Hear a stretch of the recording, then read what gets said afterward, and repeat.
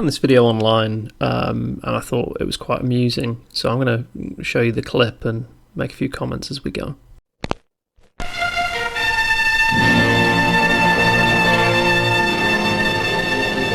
The Nevada desert in America is the scene of the latest atomic test.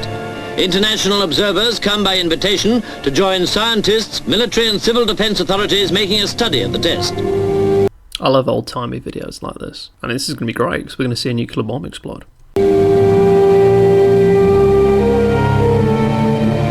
A whole town of specially chosen types of buildings with dummies inside them has been erected to study survival chances in an atomic explosion. Called Doomtown, the buildings and their contents will test the effect of the bomb at distances ranging from 1 to 2 miles. The extent to which food will be contaminated by radioactivity will also be studied, along with the effect of blast on communications.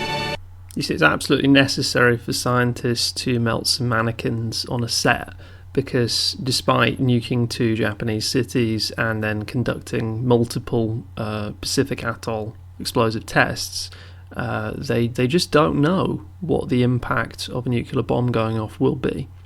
And that's why they need to invite people around to have a little look at it. Fully protected cameras concealed inside and outside the buildings will take pictures of the blast scenes. Magical cameras that are immune to nuclear weaponry. The bomb itself is contained in a device at the top of a tower 500 feet high. Tanks move into the blast area, and officers are to occupy trenches only 2,600 yards from the bomb, the closest ever in a test. What? 2,600 yards in a trench? So they're going to have people sit about 1.5 miles away from a bomb going off. It must be pretty small yield, right? Night, and army personnel with recording equipment wait for 0 hour as others check their cameras. Why did they set it off at night? Did they think that they were going to somehow not be able to film it if it happened during the day? What, the explosion was going to be too small for them to notice under the glare of the sun? And now the bomb, the marvel and the horror of our time, is exploded. Inside the Holocaust, cameras record the havoc.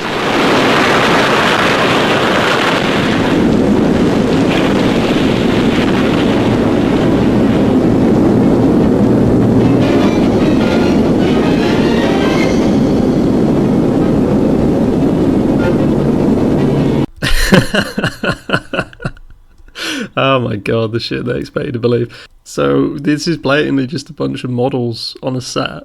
These are little toy things like out of Thunderbirds or something. I mean, look at it. It's not. Where are the stars? It's not a real. They've literally just cut to like a prop being blown up by, I don't know, a big gust of air or something, or a very, very small scale explosion. How did anyone think that this was actually a real building being destroyed? And if we're seeing a fake building being destroyed, then what happened to the real building that everyone was looking at full of mannequins?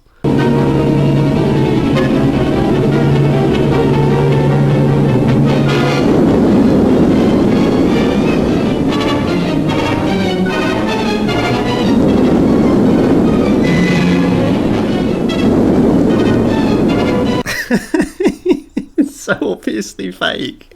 They've just destroyed someone's Lego town.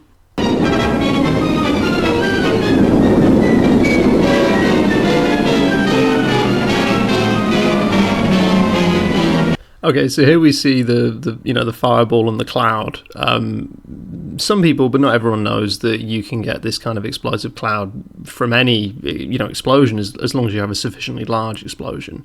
But it doesn't need to be a special nuclear bomb, and it doesn't need to be a megaton or a kiloton warhead or something. You can get this kind of cloud just from detonating a large chunk of TNT, for example. It's also interesting that the explosion seems to be coming off the desert floor as opposed to up that little spindly tower 500 feet in the air that the excited officers were pointing at earlier with their map.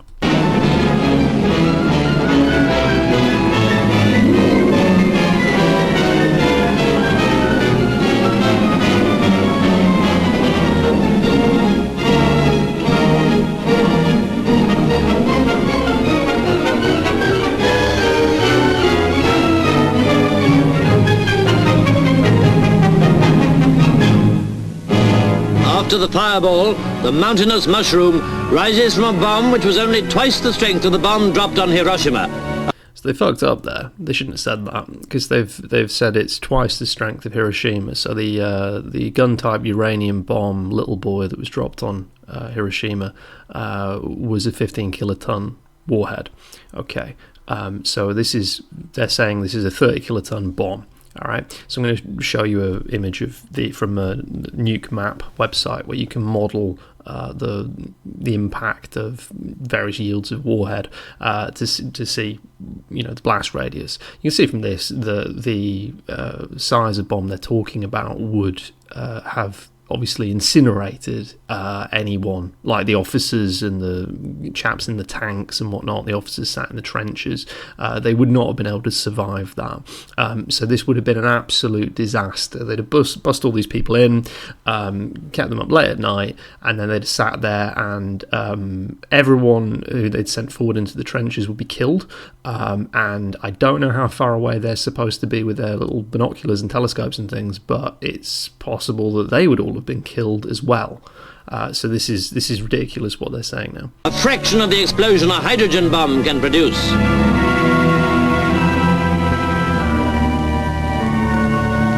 And now, as the dust settles, army personnel dressed in protective clothing move inwards towards the blast center, checking for radioactivity as they go. Experts now say the communication installations could have been quickly repaired in spite of the severity of the shock and blast waves, and that indoor concrete shelters could have fully protected anyone, even less than a mile away from the bomb. So the nonsense keeps coming. Because of the weird decision to detonate the bomb late at night, they've presumably had to wait until the following morning before they can do any kind of testing on the ground, because now it's daytime. And what's this? Or this? What sort of damage is this supposed to be? The desert floor is still. Nothing's been glassed, i.e. melted and turned to glass because of the heat that would be involved. Why are these poles still standing? How is the water tower still standing? How is there clean, non-scorched rubble piled on top of a car? None of this looks like it's caused by a giant explosion. This looks like a set dressing. I also like how they're saying that you could repair the communications very quickly because conveniently all the the telephone poles and the cabling is still there somehow, despite the fact that in the stupid Lego Tonka toy video they showed us clearly everything was completely destroyed.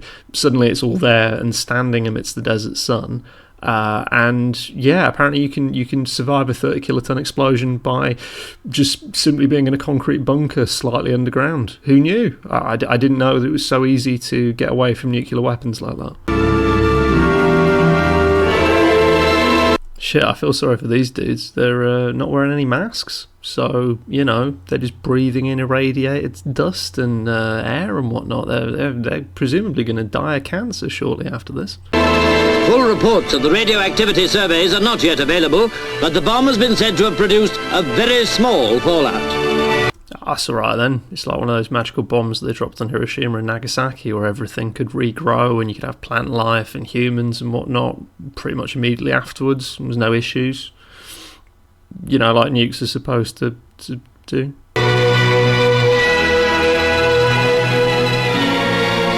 Flying glass and furnishings are proved the greatest hazard outside the immediate blast area.